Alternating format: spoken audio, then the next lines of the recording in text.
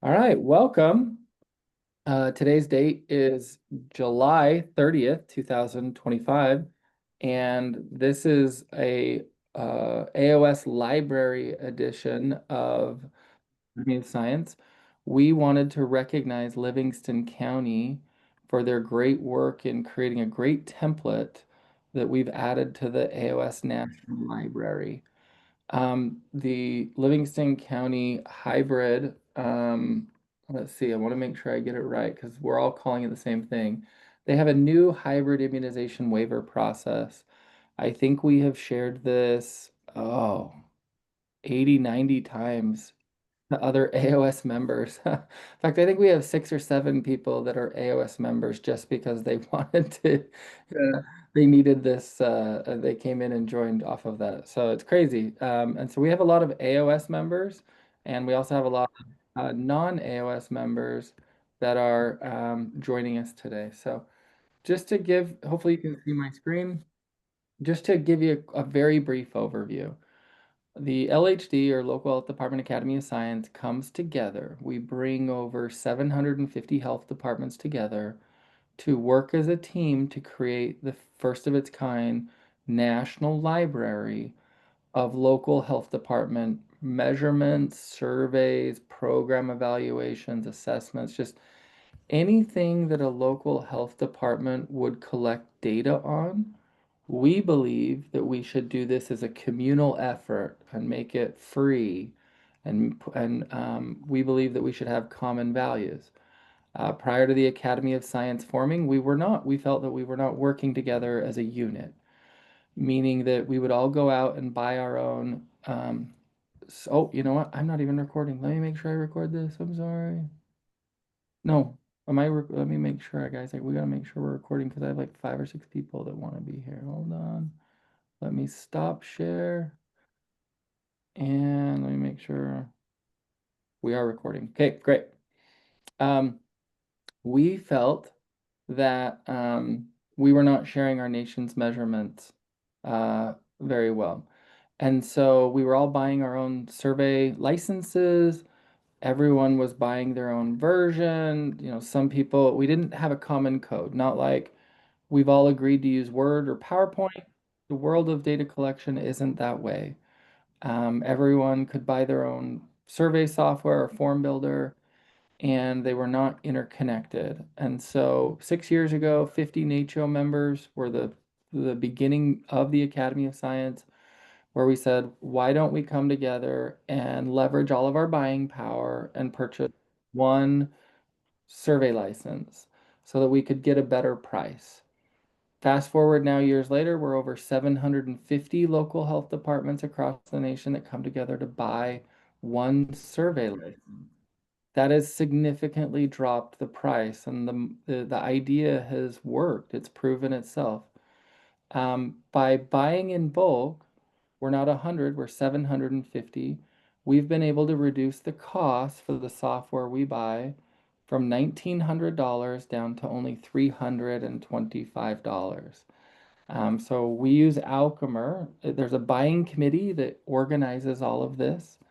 And because of that, this past January, because the price has dropped so low in buying, the ELC grant folks, even during all the cuts, sent an email out to every state health department. This is key, that they can put in as many AOS memberships to the library as any health department or tribe needs. So all you need to do is speak to your state health department and say, I would like to buy as a group. I would like to be a part of the Academy of Science. And they can add it into the annual grant, and you would not be paying for anything of the Academy of Science, the software, or all of the work that we do. And the buying proves itself. Alchemer is $1,900. If you buy it individually, SurveyMonkey, the version we get is it would be 2,000, and Qualtrics is 4,000. Those were the finalists that the entire group wanted to use.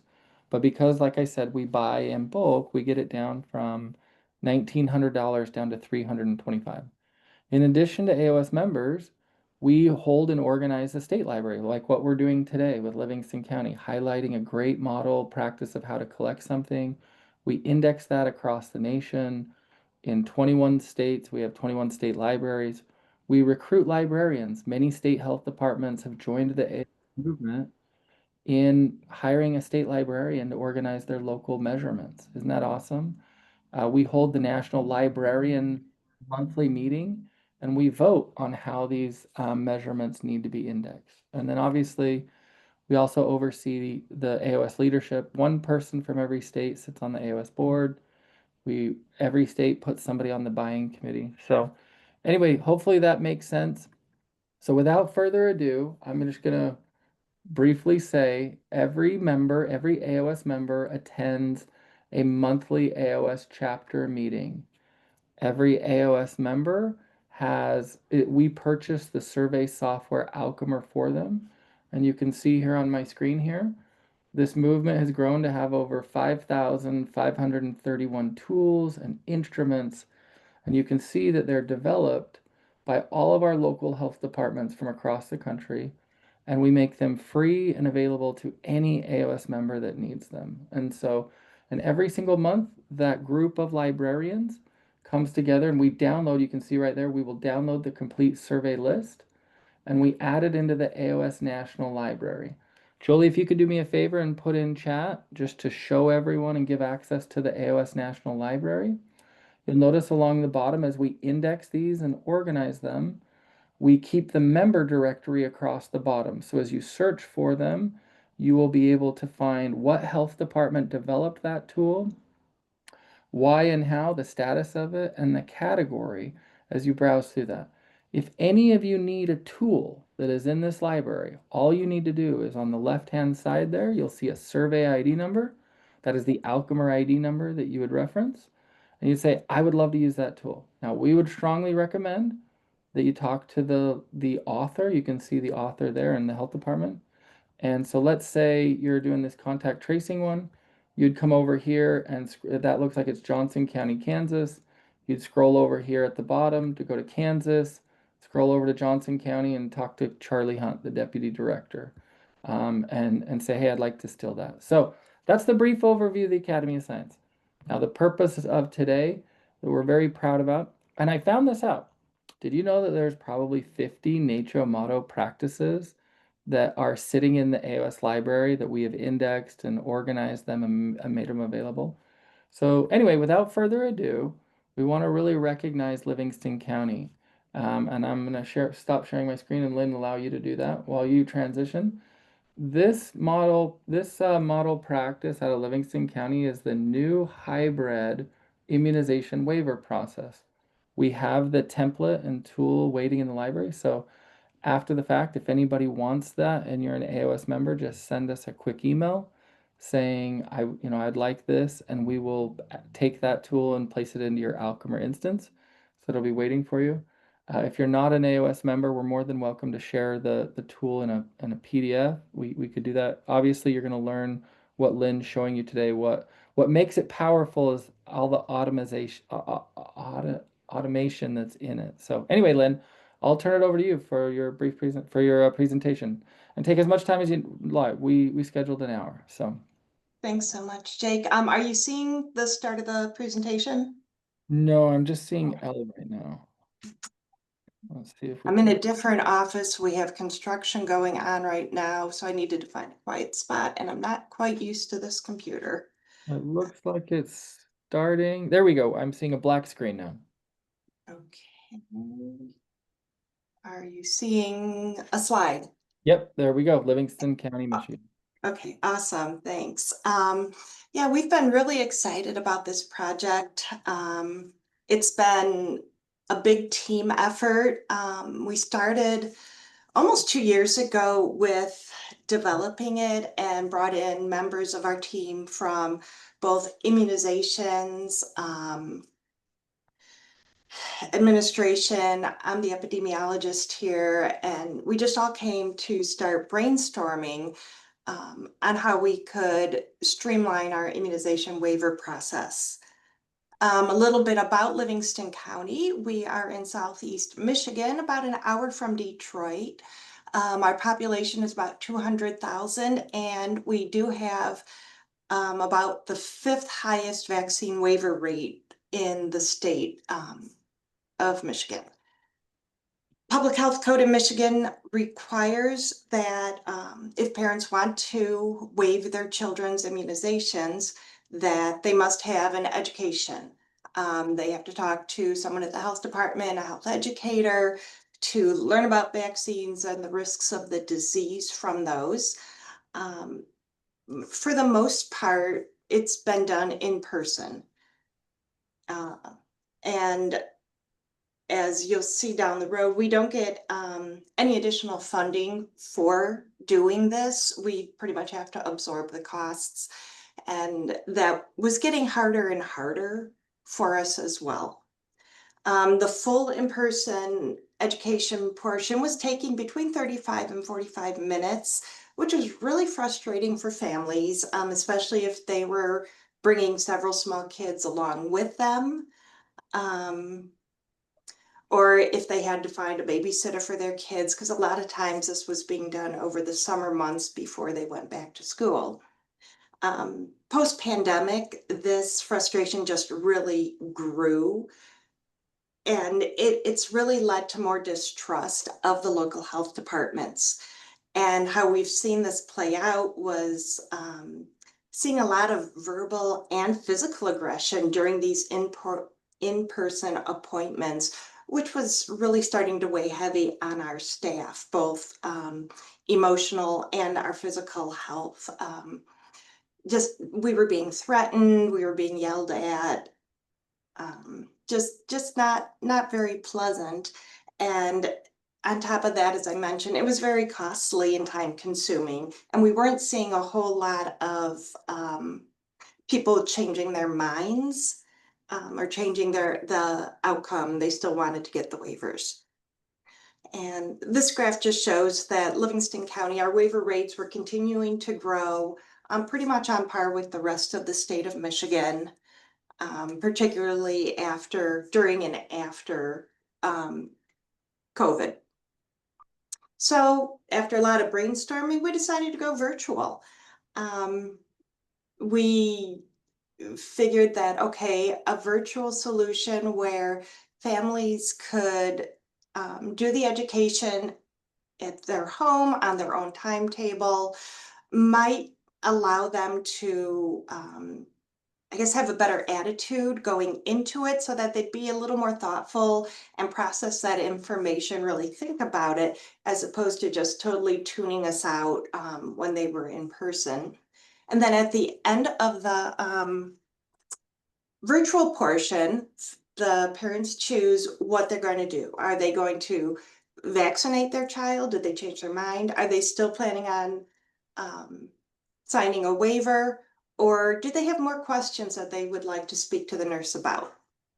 And then those who chose to go on with the waiver will need to come into the health department. That's a requirement we can't get around. It has to be signed right in our system, but it was only going to take about 5 to 10 minutes for them to do that. Over time, as this started playing out and we started this process, we went live in May of 2024. Over the time, we've discovered that we're saving a whole lot of time. It would generally, for 1,000 in-person appointments, it would require at least 500 hours of staff time, and that would be a staff cost of over $50,000. With this new hybrid process, the in-person portion is only about 5 minutes. So it saved us, close to over 400 hours of staff time and over $44,000 in costs. On top of the money saved and the time saved, we were seeing a lot more pleasant outcomes with the families. Both the parents and our staff were happy with how it was going. That parents, they come in and they're surprised at how quick and easy it is. They don't have to come in sit down in a stuffy room with a nurse and talk for half an hour. They just have to come in, sign, and they're on their way. And due to the success of Livingston County's waiver process, the state of Michigan has decided to implement this as a statewide version using our framework, probably starting next year. Then a little bit about the mechanics, how we made this work. Basically, we began using Alchemer during COVID, but at first it was just a data gathering tool. We used it so long-term care facilities or schools could report their COVID cases to us. Over time, we started learning a little bit more of what Alchemer could do, and we started asking, what if, and can we make it do whatever the next step was? For example, when there was no way we could keep up with all the phone calls needing to know, when can I go back to school? When can I go back to work? So we asked, what if we could make Alchemer automate this for us? And we discovered that there's a way that if the family puts in their onset date or their test date, we could tell Alchemer calculate 10 days or whatever it was at the time, and it would automatically send back an email that the person could use to give to work, to give to school, wherever it may be, with the date that they could go back to that location after having COVID. And the other thing we learned along the way is we can't be afraid to fail. There are times we've had ideas, we've asked what if, or can we make Alchemer do? And we find out down the road, no, it just can't do that, but that's okay because it's usually leading us to other ideas that can be used. Some of the considerations we took to make sure we could do this was, first of all, the ease of use, both for the survey software that we were going to develop this program in, as well as what the user interface was going to be. Is it easy for our families to use? Is it easy for our staff to use to get reports out? Very important to us, is this software HIPAA compliant, which fortunately Alchemer is. We didn't have to worry about that side of things.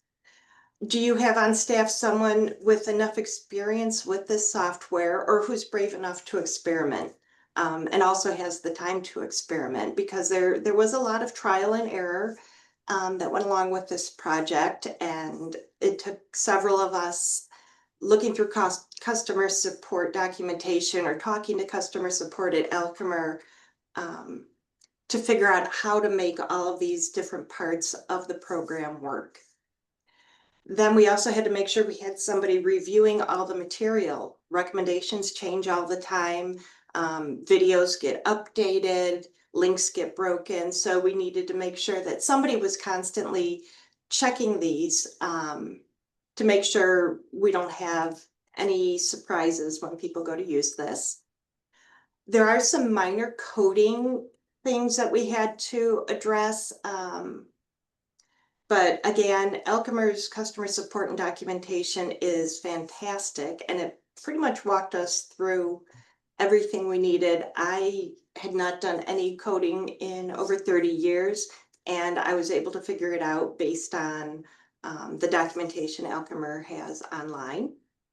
And then you have somebody able to troubleshoot as problems arise, because problems will arise. Sometimes the problem is on our end, sometimes it's on the user's end, but you need to have somebody who's familiar enough with it to be able to address those as they come up. Some of the tips and tricks we found along the way, and I'm going to see if I can do this. This will pull up. Okay. Are you seeing a new screen? Yes, I am. Okay, awesome. This is how to navigate. Navigation.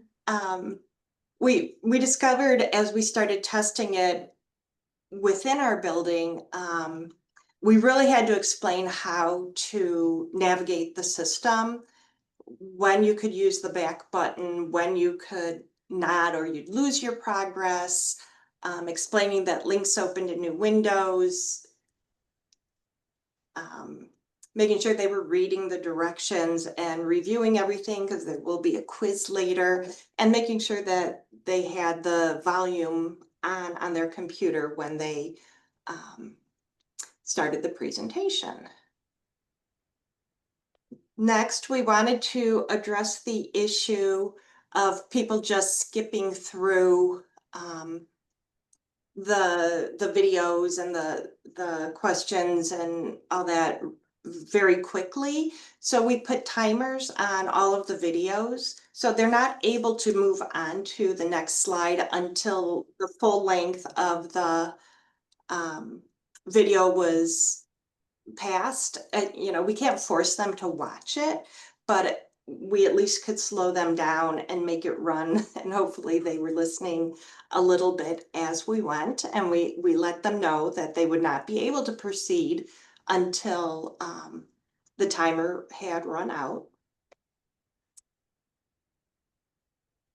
Next, we wanted to add some knowledge checks, and there needed to be a way to either let them know they were correct or give them more information if they got it wrong. And we used the logic feature in Alchemer to do this. We would put up the questions, multiple choice questions, and then if they chose the correct answers, they would get this screen here, that's correct, and reinforcing what the answers are. If they did not get it correct, another screen would come up saying, sorry, that's incorrect, and here are the correct answers.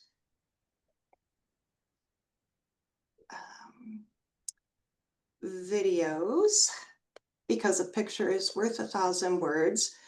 This one was a little tricky. We were able to get the videos in fairly easy, but when we wanted to add some extra things, it took a little more finagling around. And the other thing we wanted to do was to include a link to the transcript to make sure it was ADA compliant, and that those who couldn't hear the video clearly would still be able to get that full information.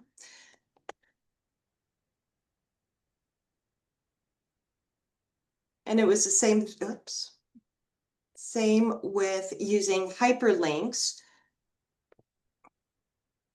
We wanted to be able to share the PDFs that we had included in a separate screen, just for ease of seeing. So at the bottom of all of our graphics, we added a link for them to click to see a PDF, and that would jump up in a different tab on their server.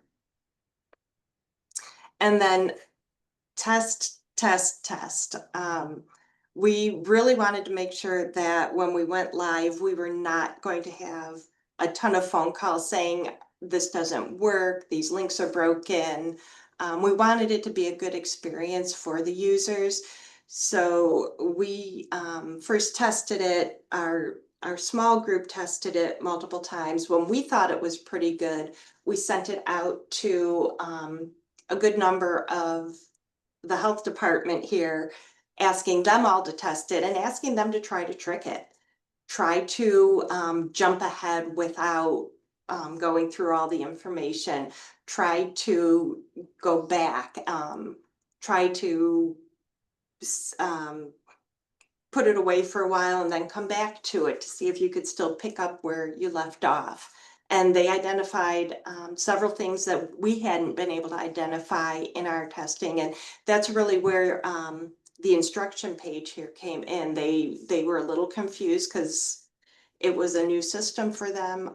So we took their advice under consideration and added quite a bit more detail and explanation as or before we let this go live. And then at the very end, this is where they're able to choose what they're going to do next. So we have first a page where they decide, okay, I still want to sign a waiver. I need to speak to an educator, or you know what, I've changed my mind. I do want to have my child vaccinated at this time. Then, depending on what they decided, it goes to a scheduling page for that next step. If they've chosen to go ahead with the waiver, we make them sign this waiver. Basically, they're acknowledging that they understand if they sign this waiver, their child could be excluded from school if there's a communicable disease that is going around their classroom. And in some cases, say with chickenpox, that can be up to 21 days. And we added this because we wanted to have a way, if there was a problem in the future, we could come back and say, well, you signed this stating you understand that this is a possibility. And we've actually had to do that a few times. Um, once they've read that statement, they're brought and they have to physically check each of these boxes and initial, again, stating they understand that by doing this waiver as opposed to being vaccinated, their child could be excluded from school. And that they are acknowledging that they understand that they still have to come in here and sign it. The waiver is not complete until we have their signature for it. Once that is done, they are taken to a scheduling page.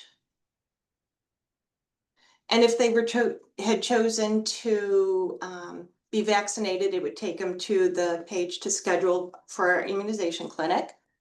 But if they've chosen to do the waiver, they're given the instructions and they're sent to a link, which brings them to our scheduling page where they can select their time and give us all their information, and they can sign for up to 6 children at that single appointment. If they have more than 6 kids, we do ask that they schedule 2 appointments, and they can be consecutive.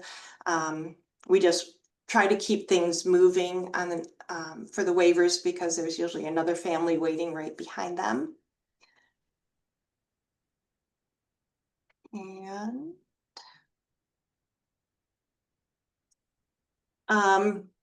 just kind of to summarize that the implementation of this hybrid process, it's not just efficient for us, it's really been a game changer. It's given us a more standardized process instead of different nurses giving similar but different information. It's all the same, it's very consistent. It's definitely improved our staff and our family satisfaction. It's decreased the use of our staff resources that can be used elsewhere. Um, and it really hasn't led to an unusual increase in our waiver numbers. We've taken a look and we're still pretty much on the same curve that we were on pre-hybrid waiver. We're still seeing an increase overall, but it's very similar to what we had already been seeing and what other similar counties in the state are seeing as far as the increase. And just overall, the families are so much happier and more pleasant.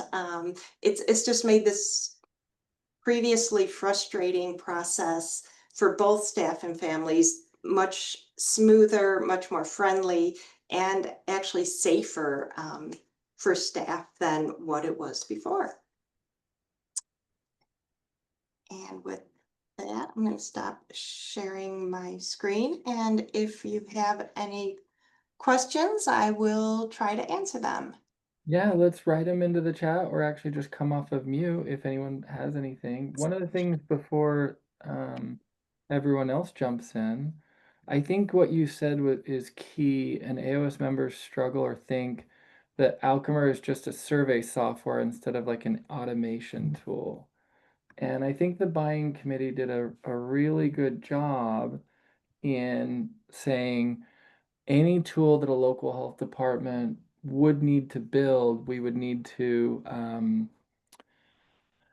we need a tool that can do everything, right? Um, so I love that call out there. So any questions from the group? First, thank Yeah, you. and once, Go ahead. Jake, I was just gonna add, once we discovered that, what you were just talking about, that it's not just a survey software, it's really been a game changer. We use it for so many processes. It's really made things a lot easier. And for me being an epidemiologist, it's made the data we're collecting more consistent, so it's a lot easier for me to analyze. Yeah. You know, uh, survey people will come to me and say Alchemer is a survey tool or it's a dashboarding tool like Power BI and Tableau. I go, well, they do both. Or I'm like, well, it does. If you looked at all the 5,000 instruments and tools that a local health department has designed in the library, you might have a different takeaway.